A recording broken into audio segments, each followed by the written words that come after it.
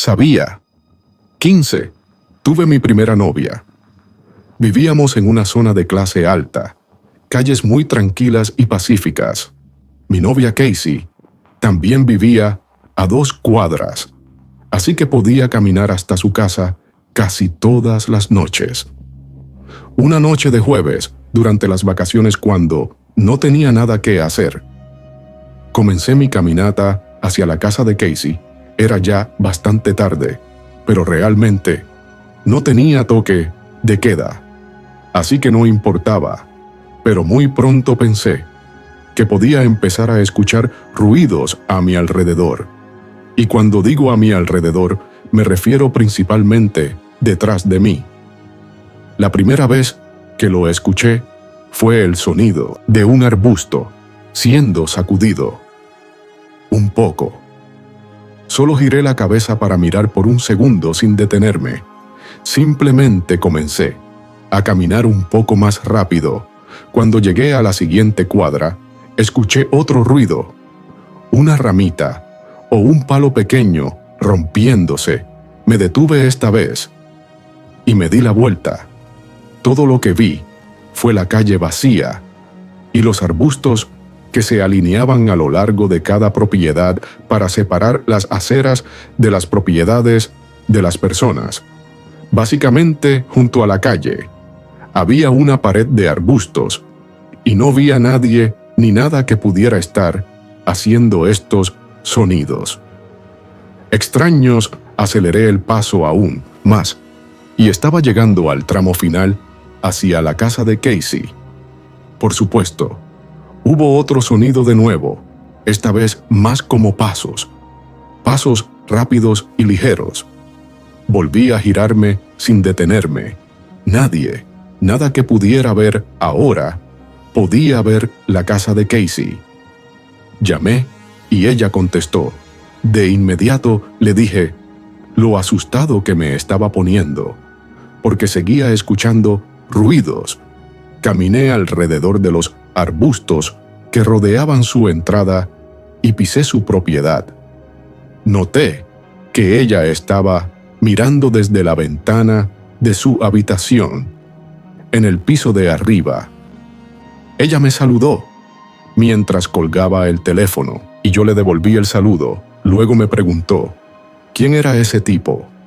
Justo detrás de ti. Me giré de inmediato y vi a un hombre completamente adulto, agachado, caminando tal vez a unos 10 pies detrás de mí. Grité y corrí hacia la puerta y comencé a golpearla. El hombre me agarró e intentó ponerme en algún tipo de llave en el cuello, pero me soltó y salió corriendo. Bastante rápido, la mamá de Casey abrió la puerta con una expresión de consternación. En su rostro me dejó entrar y cerró la puerta de golpe, mientras Casey venía corriendo. Yo estaba sin aliento y sentía que mi corazón latía 1000 veces por minuto. La mamá de Casey me abrazó y me hizo algunas preguntas. Luego llamó a la policía para advertir de un hombre peligroso que andaba por la ciudad. La mamá de Casey me dejó quedarme esa noche por razones obvias y me llevó a casa al día siguiente. Music. Era una noche peligrosamente tormentosa. Todos en mi familia estaban haciendo lo suyo. Yo estaba en mi habitación viendo la televisión. Mis padres estaban en la sala viendo algún programa de comedia. Y mi hermana estaba jugando videojuegos arriba. Normalmente disfrutaba noches tormentosas como esta, porque me hacían sentir relajado. Yo estaba relajado, hasta que hubo un estruendo monstruoso. En mi ventana salté y miré afuera. Había alguien fuera de mi ventana, pero la gran cantidad de lluvia cayendo por el vidrio, como que borraba su rostro, comenzó a golpear mi ventana. Sonaba como si estuviera gritando, pidiendo ayuda. Abrí la ventana, solo un poco, y él gritó: «¡Ayúdame! ¡Estoy herido!». La lluvia era tan fuerte que tuve que gritarle que rodeara al frente. Luego cerré mi ventana.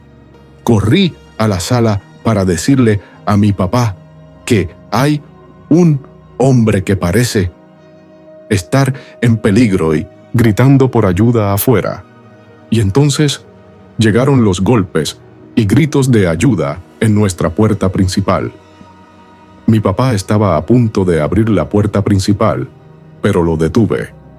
Dije: «Espera», porque no estaba seguro de que fuera una buena idea, cuando sonó el teléfono y en la televisión apareció el identificador de llamadas de nuestro vecino de al lado. Mi papá corrió a contestar cuando lo escuché decir: «No, Hod».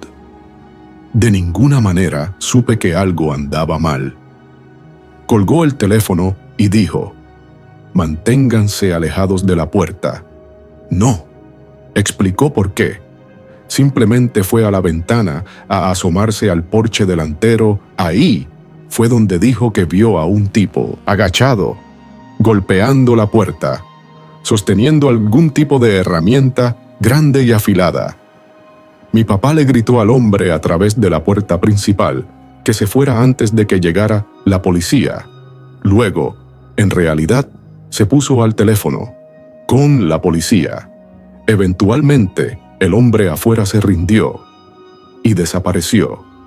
La siguiente vez que revisamos, cuando mi papá estaba al teléfono con un vecino, le dijo a mi papá que vio a algún tipo con aspecto de indigente hurgando en su cobertizo, y salió con un hacha grande para cortar. La policía encontró al hombre trastornado vagando por las calles, y salió en el periódico unos días después. Music. Una noche, cuando yo era un niño muy pequeño, estaba en la sala viendo mi caricatura favorita. Tenía el televisor bastante alto, pero pensé que podía escuchar a mi mamá llamando mi nombre desde abajo. Le respondí que ella no contestó, así que supuse que no podía oírme. La escuché llamarme otra vez, así que bajé al sótano. Las luces estaban apagadas, así que a mitad de las escaleras llamé a mi mamá. No contestó. No sabía desde dónde podría estar llamándome, pero una cosa era segura: no estaba en el sótano. Comencé a subir de nuevo las escaleras, pero antes de siquiera llegar al último escalón, escuché la voz de mi mamá, otra vez desde el sótano, llamando mi nombre. Miré hacia la negrura absoluta. Corrí de vuelta hasta el escalón superior. Encendí las luces y caminé a mitad de camino de nuevo, bajando mirando hacia el sótano. No vi a mi mamá en ningún lado. De repente sentí una enorme oleada de horror. Corrí escaleras arriba, prácticamente llorando por mi mamá. Ella vino corriendo escaleras abajo, desde arriba, y le lloré que algo me estaba llamando desde abajo, que sonaba exactamente como ella. Ella me juró que no me había estado llamando. Bajó al sótano para revisar y hacerme sentir mejor. Pero no me sentí mejor. Estoy seguro de que no me creyó. ¿Por qué lo haría? Yo era un niño pequeño, pero todavía sé que escuché lo que escuché. Music. Mi abuelo recientemente me contó una historia. Era sobre una noche en que sacó a su perro a pasear. Solía tener un pequeño Boston Terrier llamado Sherry, al que llamó así por un viejo amigo suyo que falleció. Mi abuelo vive como a 2 horas de nosotros en una granja, y no hay mucho que pase. Allí vive con su esposa Mary Ann, con quien se casó hace como 15 años. Todos los días, Mary Ann sacaba a Sherry a pasear por la mañana y mi abuelo la sacaba a pasear por la tarde en un paseo regular durante el atardecer. Mi abuelo estaba caminando con Sherry por el camino de tierra habitual que corría junto al bosque, al lado de su propiedad. Mi abuelo pasó junto a otra persona en el sendero, a quien Sherry instintivamente le ladró y tiró hacia él, como hacen la mayoría de los perros cuando ven extraños.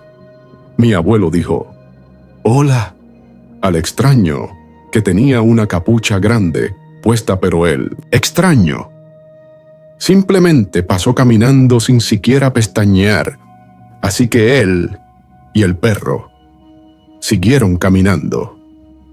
Sherry seguía mirando hacia atrás de vez en cuando y ladrando. Sin embargo, mi abuelo estaba acostumbrado a mandarla callar y tirar de la correa para que siguiera caminando.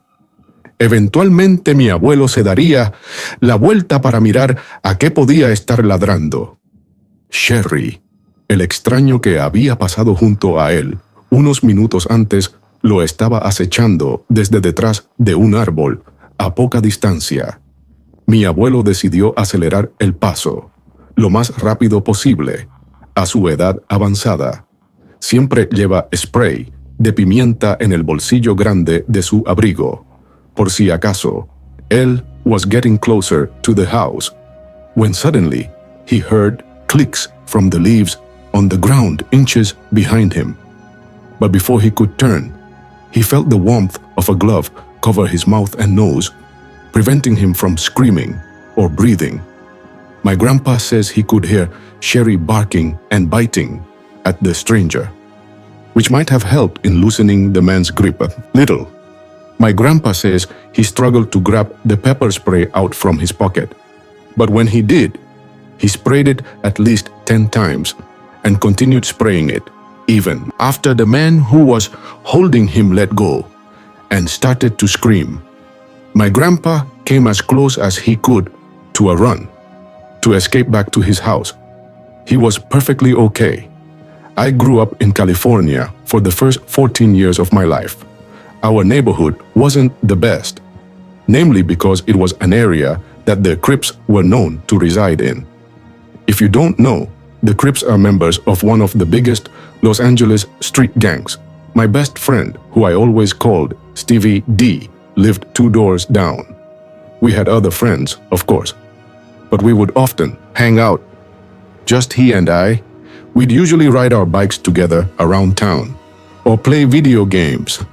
Just basic kid stuff. When we were 12, we were biking around the neighborhood one night and decided to visit a well-known abandoned house. It had been uninhabited for many years because no one would buy it. For whatever reason, when we pulled up on our bikes to the front of the house, Stevie points it to the window and said, "Look!" I pushed my bike a little closer to the window and focused my vision on it. I could see someone peeking out the window. I couldn't tell if they were looking at us or not, but it was definitely a person's face sitting between the curtains. It was extremely strange, considering the place had been unknown for years. We stared for longer than we should have, perhaps, and noticed something else that was strange. The person didn't move their face at all. We inched a little closer onto the empty driveway. Actually, upon getting closer, it appeared to be a Halloween decoration or something like a fake head. This meant someone had snuck into the house to put it there. Stevie, D and I, being the mischievous kids we used to be, hatched an idea to sneak in through the back somehow and check out the place. We hid our bikes on the side of the house behind an overgrown bush, then snuck into the yard.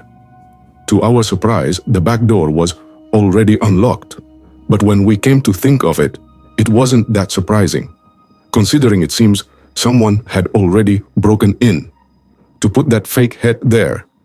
He stepped into the house, but we didn't want to turn the lights on and expose the fact that we were in the house. It was dark in there, but not pitch black, so we could make our way through the house. We got to the living room first because we wanted to check out that fake head thing at the window. It smelled really bad in that room though, and picked up the head from the windowsill and immediately dropped it and screamed. I dropped it, not because it was surprisingly heavy, but because it also felt like real skin. I saw a dark liquid pouring out from the bottom of the head that was now on the floor. It was blood. It was a real human head. There were 2 cracks in the ceiling above us. Stevie and I looked at each other with our mouths hanging open. We ran for the back door and got back on our bikes to get the hell out of there. Anyone in our immediate area learned pretty soon that the head belonged to a victim of the Crips, who apparently placed the head there as some kind of message. I don't think anyone knew the full story, but there was a good chance whoever placed that head there was still in the house, because Stevie and I both heard cracks in the ceiling above us, as if someone was coming downstairs last year.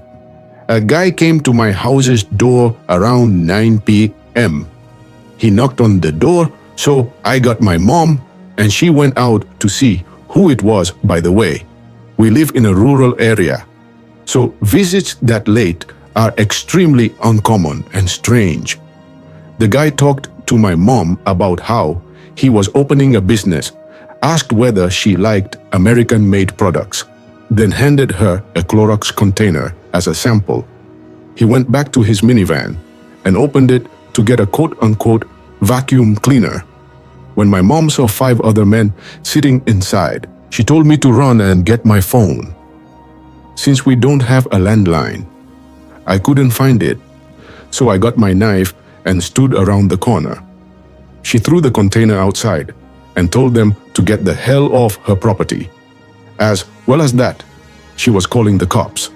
They peeled out of the driveway, and we never saw the car again. Music. I've always been an extreme sports person, ever since I was little. Mountain climbing, parasailing, scuba diving, though I've always been an avid skier. I'd go upstate, skiing at least 10 times a season, sometimes with friends, sometimes alone. My friend Hugh and I agreed to come upstate and go camping with me, so we could do some backcountry skiing, which is basically skiing in the backcountry on unmarked or unpatrolled areas, outside of a ski resort's boundaries. It was a 3-hour drive, then a decent amount of off-roading to get to where the hills were. I parked my truck at the bottom of a decent-looking area full of hills, but I also stopped there because I couldn't really drive out much further, given that there were too many trees. Hugh and I then proceeded to unload the back of my truck of all our stuff, including ski gear and camping equipment. Then we hiked about a quarter mile, which was an incredible amount of work with all the stuff we were carrying. We found a perfect place to set up camp right near the bottom of an uphill and in a bit of a clearing between the trees. Setting up the tent and unloading our sleeping bags and equipment and such was first priority. When all of that was done, we started our hike up the hill to scout the area. We did a decent amount of hiking, but we also got a lot of skiing in. At one point, Hugh and I lost each other while skiing down a bigger hill. I assumed I'd meet him at the bottom or just find him. Eventually, I checked the walkie-talkie just to see if he had answered it, but he didn't, which meant he was probably still going downhill at some point while I was walking with my skis. At the bottom of the hill, I ran into someone, another skier. He sounded very friendly under a ski mask, asking where the best hills are, and if we were camping and such. He had his skis strapped to his orange backpack. I pointed to the hill I just skied down, and also pointed in the direction we set up camp. He said he and his wife were trying to find a good place to set up camp near other people and asked if I could lead him to my campsite, as much as I really didn't want to trek all the way back there. I felt I had to be a good Samaritan and help this man and his wife. I pulled out my walkie again and spoke into the speaker to cue that I was going back to the campsite. For a bit, I started to lead the man who was behind me, when suddenly I started getting some static from another end on the walkie. It seems someone, probably Q, was trying to talk to me, but the connection was. Nothing I could do about that except for come back to this hill. Afterwards, it took a decent amount of hiking and small talk with the man. Before we reached the campsite, I turned around to him and smiled under my ski mask, which I realized instantly was pointless. He sounded very thankful for he and his wife, and I finally asked him, "Where is your wife?" He didn't answer, started to walk closer to me. At first I thought nothing of it, but for some reason, something about his skis and backpack just struck me. They belonged to Q. For a split second, I thought, is this Q? Is he pranking me? But it wasn't possible. The voice was too different from Q. The man was a few mere feet away from me at this point, and he was picking up the pace to a more intimidating approach. I panicked and jumped into the tent to dig for my flare gun in my bag. The man grabbed my leg, which was sticking out from the tent. And then I felt a sharp, intense tingle in my leg like a severe electric shock, followed by a burning heat.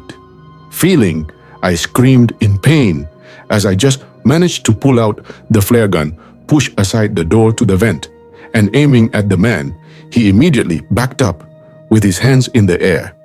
And that's when I noticed the knife dug deep into my leg. I ordered the man to tell me where my friend was.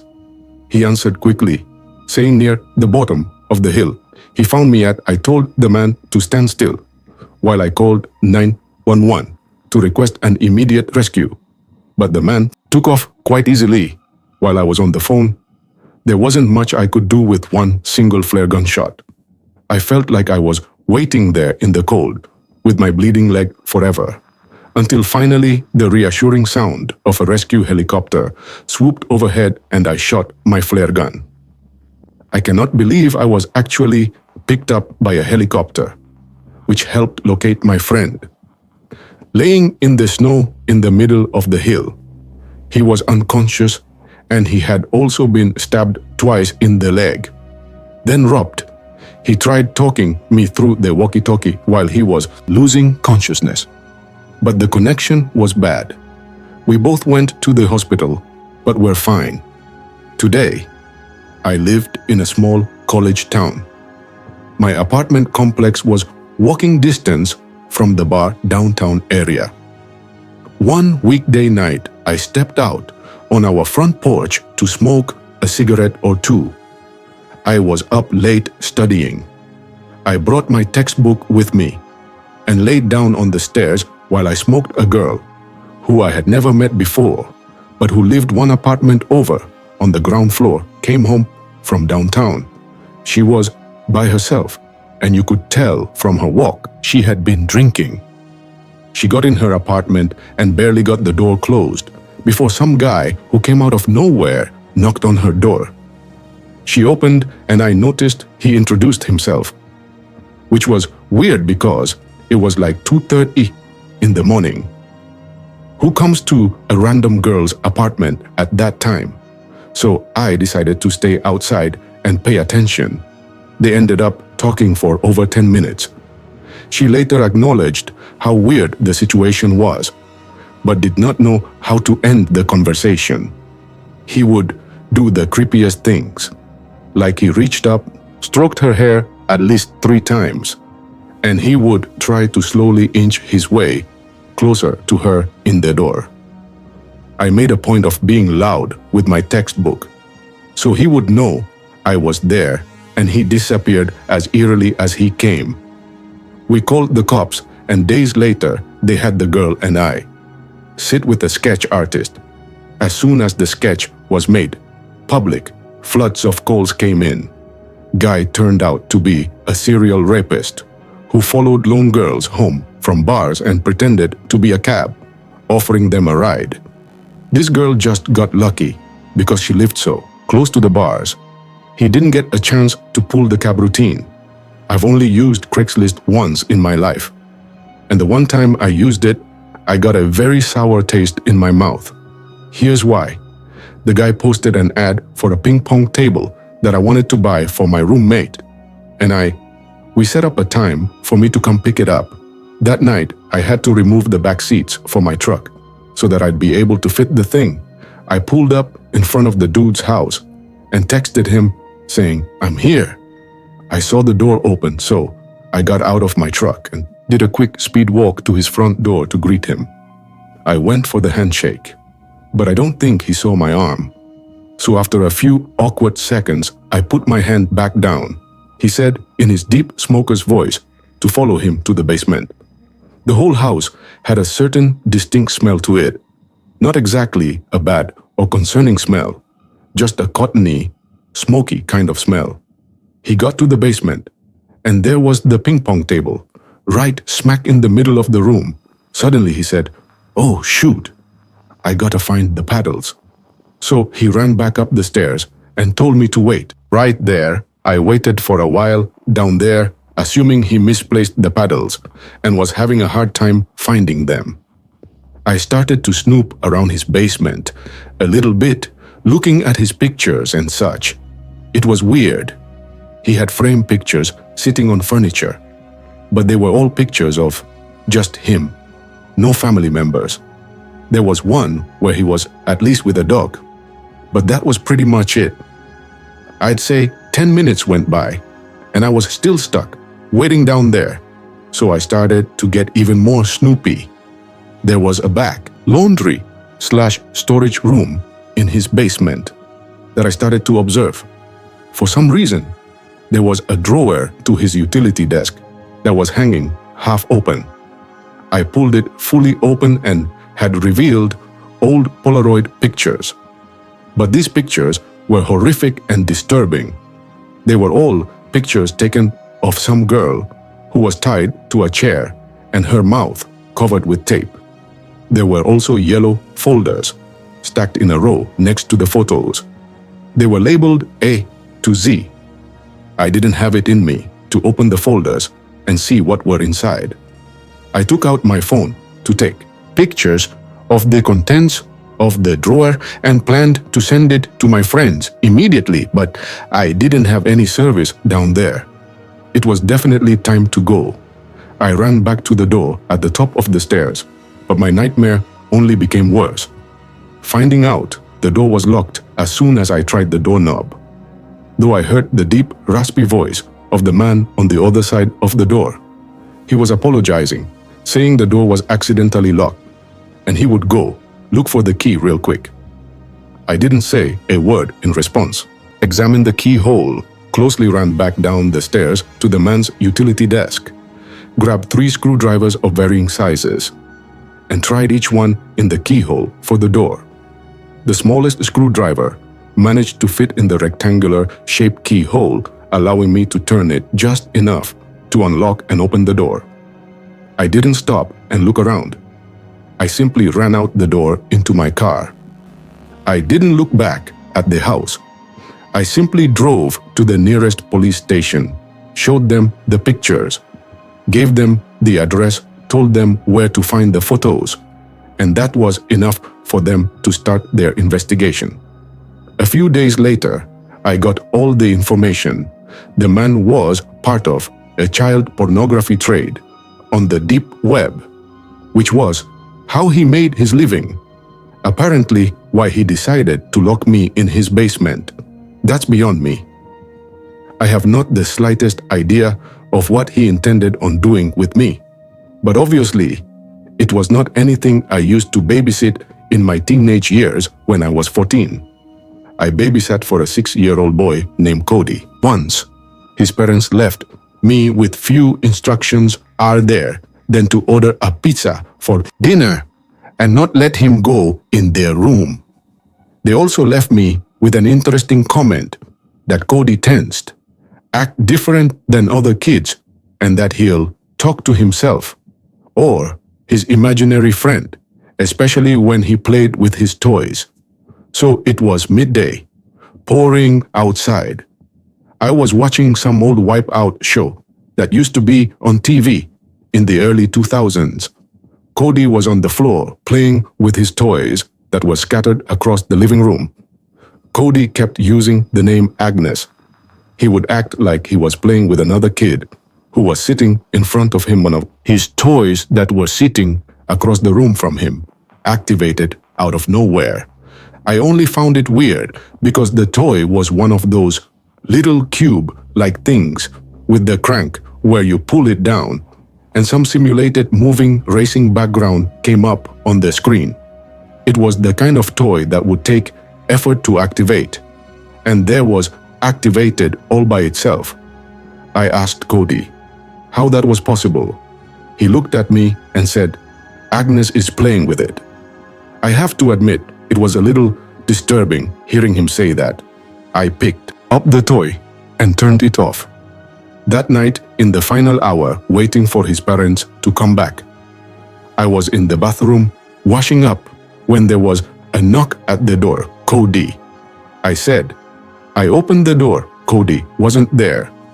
I looked into the hallway for Cody. One of the doors at the end of the hall started to creak open slowly, like really slowly. I turned off the lights of the bathroom and walked into the room, expecting to see Cody playing around trying to scare me. Instead, Cody was sitting on the bed in the far corner of the room, looking at me. I asked him, "Who just pushed open the door, Agnes?" He said, now truly freaked out. I went to pick Cody up off the bed and brought him to the living room, where I spent the rest of my shift until his parents came back. I didn't mention any of the weird things that happens. But when they reached out to me to watch Cody again, a few weeks later, I never called them back.